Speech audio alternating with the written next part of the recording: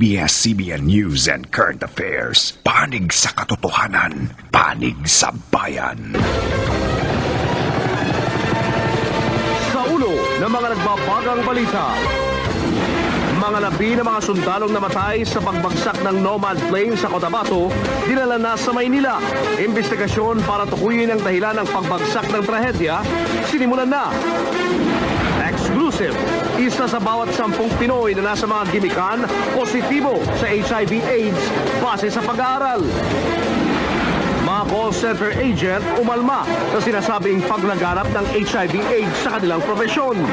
Ang nadiskubre sa isang pag-aaral kaugnay ng sexual behavior ng mga taga-call center, malalaman na. Mga kandidato sa pagkapangulo, muling kinilatis ng mga kabataan. Kahandaan ng Comelec sa automation ng halalan, bubusisiin din.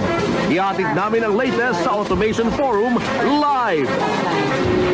Boto mo, ipatrol mo. Ako ang simula.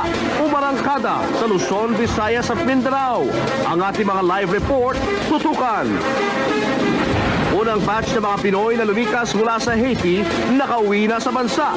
Ang mga kwento kung paano sila nakaligtas sa pinsala ng lindol, abangan. Lakas ng mga boksingerong Pinoy, muling susubukin ng mga Latino. Manny Pacquiao, pumataw sa unang araw ng sparring. At ang inabangang kasal ni Rica Peralejo, dito niyo unang mapapanood. Ang live update, abangan.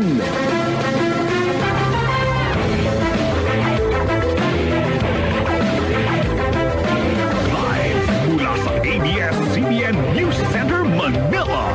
Ito ang TV Patrol World.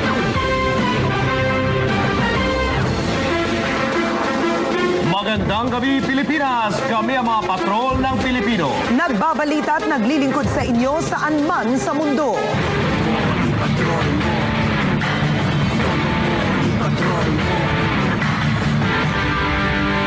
Wala muna ang pagtaas sa singil sa pasay sa jeep kahit tumaas pa ang presyo ng diesel nung Lunes. Pero nagbabala ang mga